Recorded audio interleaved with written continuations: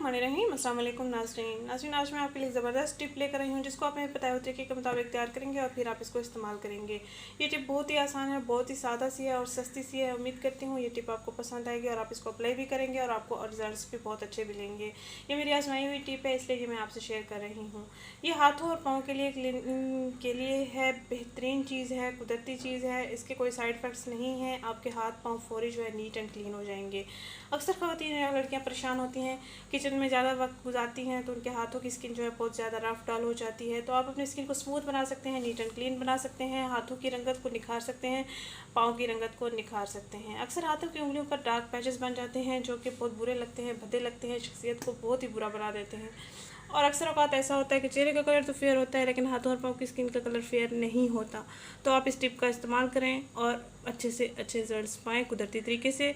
ना ही आपको manicure pedicure कराने की ज़रूरत पड़ेगी, ना ही आपको पार्लर जाने की ज़रूरत पड़ेगी और ना ही आपका वक्त ज़ाय होगा। अक्सर ख़वातीन के पास टाइम नहीं होता कि वो खुद पर तवज्जो दे सकें।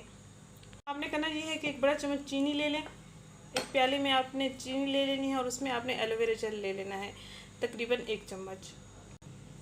तकरीबन 1 चम्मच मैंने चीनी लिया है और 1 चम्मच मैंने एलोवेरा जेल लिया है। हम इसको इतना मिक्स करेंगे कि हमारे पास लिक्विड बन जाएगा।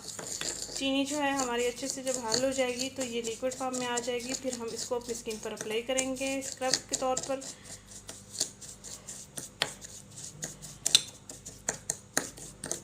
अब इसको मज़ीद भी मिक्स करेंगे ताकि हमारा ये लिक्विड तैयार हो जाए और उसके बाद हम इसको स्किन पर अप्लाई करेंगे। तकरीबन 5 से 6 मिनट के लिए मसाज इसका करते रहेंगे स्किन पर और उसके बाद आप गर्म पानी के साथ या ताज़ा पानी के साथ स्किन को वॉश कर लेंगे। हाथों और पाँव की क्लींजिंग के लिए बेहतरीन चीज़ है, लाजमी इसको ट्राई करें।